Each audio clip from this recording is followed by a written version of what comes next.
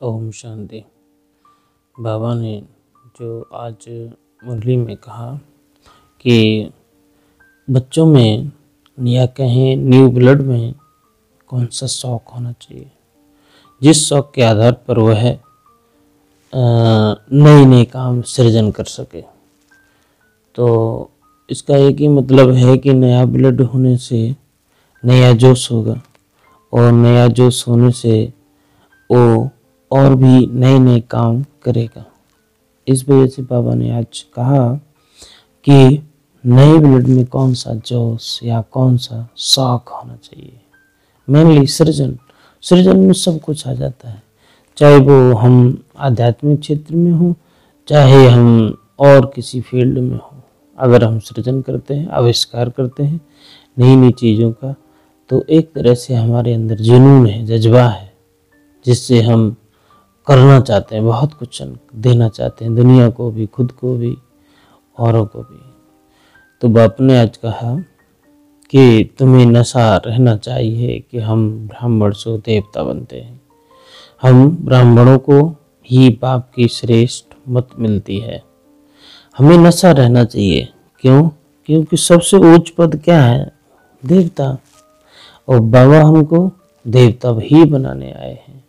जब देवता बनाने आए हैं तो बहुत अच्छी एक किस्मत का ताला खुलने की बात है। तो बाबा कहते हैं तुम्हें नशे में रहना चाहिए। हम ब्राह्मणों को ही बाप की श्रेष्ठ मत मिलती है। बाबा कहते हैं जो बच्चे ब्राह्मण बनते हैं, जीते जी मरते हैं, वही ब्राह्मण बनते हैं और वही देवता बनने के लायक होते हैं। बाबा कहते हैं कि यह दुनिया जो पुरानी आयरन एज बन गई है, उसे नई गोल्डन एज बनाने का, पुराने से नया बनाने का शौक़ होना चाहिए। कन्याओं का न्यू ब्लड है तो अपने हम जिस्म को उठाना चाहिए, नशा कायम रखना चाहिए, भाषण करने में भी बड़ी मस्ती होनी चाहिए। क्योंकि जिस काम को हम मस्ती के साथ करते हैं या जुनून और जज्बा के साथ करते हैं तो वो काम बहुत अच्छे से होता है, पूर्णता के साथ होता है। स्टडी के दरमियान भी ऐसे ही करते हैं कि अगर स्टडी करते हैं आप जुनून और जज्बा और लगन से करते हैं तो वो सफलता की ओर ले जाती है, नहीं तो विफलता ही मिलती है। बाबा कहते हैं कि जो भक्ति मार्ग में क्या है, घोर अंधेरा है, घोर रात है। बच्चे समझते हैं हमारे ऊपर अब ताज आने हैं, यहाँ बैठे हैं, एम ऑब्जेक्ट है मनुष्य से देवता बनने की। जैसे सन्यासी समझते हैं तुम अपने को भैंस समझो तो वह रूप हो जाएंगे। जैसे कहानी है नागार्जुन के जीवन की, बहुत सुंदर, कि नागार्जुन के पास कोई एक व्यक्ति आया तो उसने उसको पाठ पढ़ाना चाहा कि ये व्यक्ति कैसा है, आखिर अगर मैं इसको देखो, गुरु जो सीख देता है, बाबा जैसे हमको बताते हैं कि बच्चे ऐसा मानो, शिष्य वही श्रेष्ठ है जो गुरु की बात को एग्जैक्ट मान ले। वो कहें कि ये आम नहीं, ये पीपल है, तो वो पीपल ही बोले। तो उस व्यक्ति को परीक्षा करने के लिए उन्होंने जो गुफा में भेजा और गुफा में जाने से पहले उसे ये सलाह दी, उन्होंने मशवरा दिया कि तुम अंदर रहोगे 10-15 दिन और तुम अपने को भैंस समझोगे। और भैंस वो देर रात कहता रहा और उसी में पड़ा रहा। और जब निकला तो निकलते वक्त वो दरवाजे में अटक गया, निकल नहीं रहा था, दरवाज़ा छोटा था तो उसके सींग वगैरह जो थे, बड़ी आकृति, ये तो मतलब थे नहीं, लेकिन इमेजिनेशन इतना हेल्यूसिनेशन हो गया उसको कि वो रियल में समझने लगा कि मैं अब आदमी नहीं, इंसान नहीं रहा, मैं एक भैंस हो गया हूँ, जानवर हो गया हूँ, सींग है, मैं छोटे दरवाजे कैसे निकल पाऊँगा। तो बाबा तो ऐसा बाबा कहते हैं कि सन्यासी जो लोग होते हैं उसमें जैसा बता दिया जाता है ऐसा समझना चाहिए। बाबा कहते हैं कि ऐसे भी दृष्टांत देते हैं कि राम ने बंदरों की सेना ली, राम ने बंदरों की सेना ली, तुम यहाँ बैठे हो, जानते हो हम सो देवी देवता डबल सिरताज बनेंगे। जैसे स्कूल में पढ़ते हैं तो कहते हैं मैं यह पढ़कर डॉक्टर बन जाऊंगा, इंजीनियर बन जाऊंगा। तुम समझते हो इस पढ़ाई से हम सो देवी देवता बन रहे हैं। यह शरीर छोड़ेंगे और हमारे सिर पर ताज होगा। यह तो बहुत गंदी चीची दुनिया है। नई दुनिया है फर्स्ट क्लास, पुरानी दुनिया बिल्कुल थर्ड क्लास दुनिया है। यह तो खलास होने की है।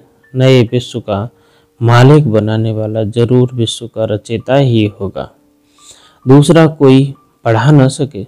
शिव बाबा कहते हैं कि शिव बाबा के सिवा कोई पढ़ा नहीं सकता है, और जो देवी देवता बनने का है वो भी कोई और नहीं बना सकता है शिव बाबा के अलग।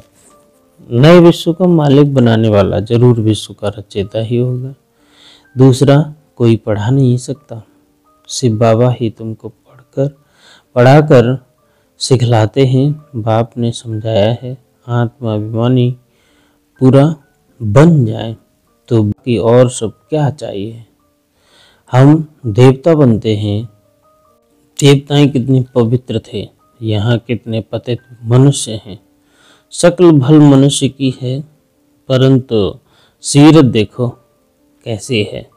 जो देवताओं के पुजारी हैं वो है खुद भी उन्हों को आगे महिमा गाते हैं। आप सर्वगुण संपन्न 16 कला संपूर्ण हैं।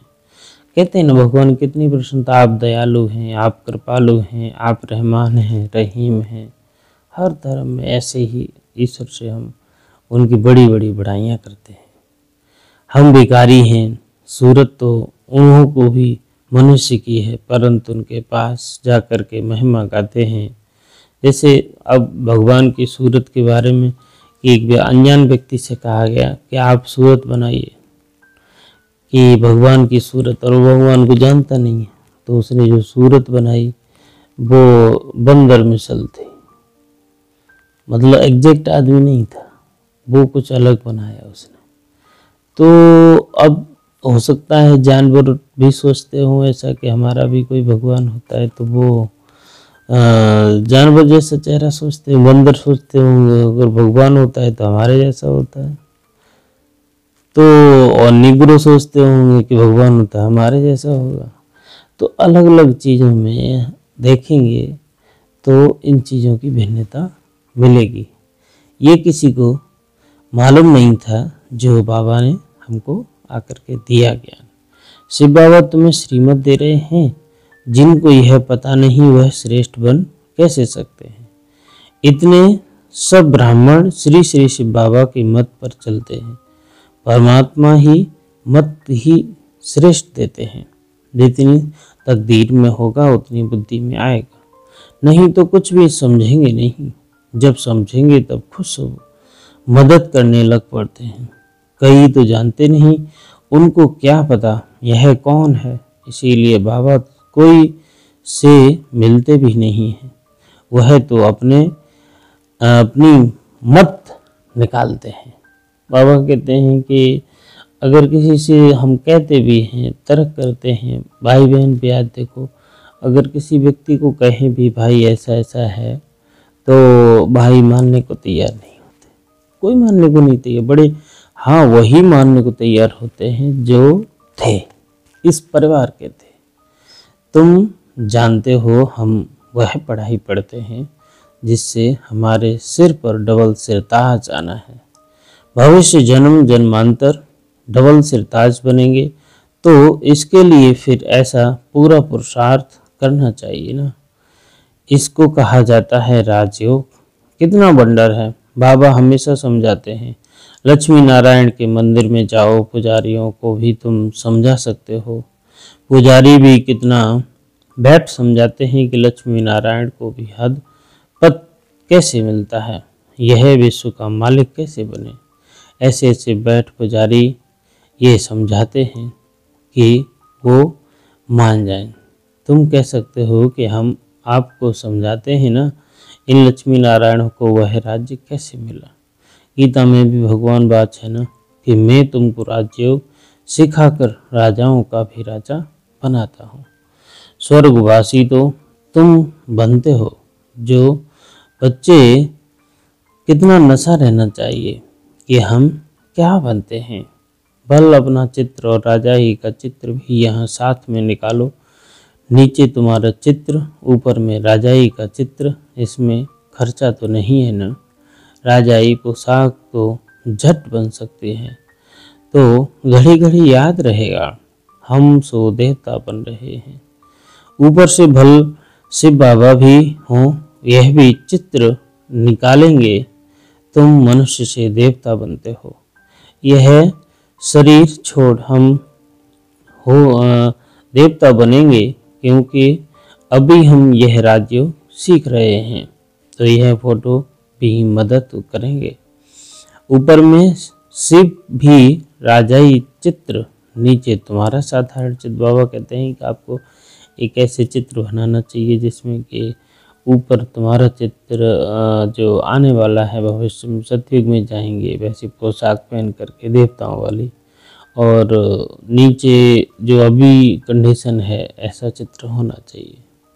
तो बना सकते हैं, कोई दिक्कत नहीं है। भक्ति मार्ग में बाबा नारायण का चित्र रखता था, पॉकेट में भी रहता था। तुम भी अपना फोटो रख दो तो याद रहेगा हम सो देवी देवता। ये बात बहुत अहमियत है। जैसा हम संकल्प कर लेते हैं धीरे धीरे वैसे ही तब्दीलियाँ आना शुरू हो जाती हैं, क्योंकि इनर कॉन्शियस माइंड है हमारी उस फीलिंग को समझता है जो हमें ऊपर से कमांड नीचे की तरफ देती है कि हम देवता बनना चाहते हैं। तो वैसे गुण स्थापन करने के लिए हमें वही तब्दीलियाँ शुरू हो जाएंगी कि जो हम होना चाहते हैं। बाबा कहते हैं बेकार में गिरने वालों का फोटो निकालो, बोलो तुम स्वर्ग में चलने लायक नहीं हो, तुम्हारा पासपोर्ट खलास हो गया। तुम भी फील करेंगे हम तो गिर गए, हम स्वर्ग में कैसे जाएंगे। जैसे नारद का मिसाल देते हैं ना, उनको कहा कि तुम अपनी शक्ल तो देखो। जैसे ये कहानी है कि एक बार नारद अपना शादी करना चाहते थे, स्वयंवर में जाना चाहते थे।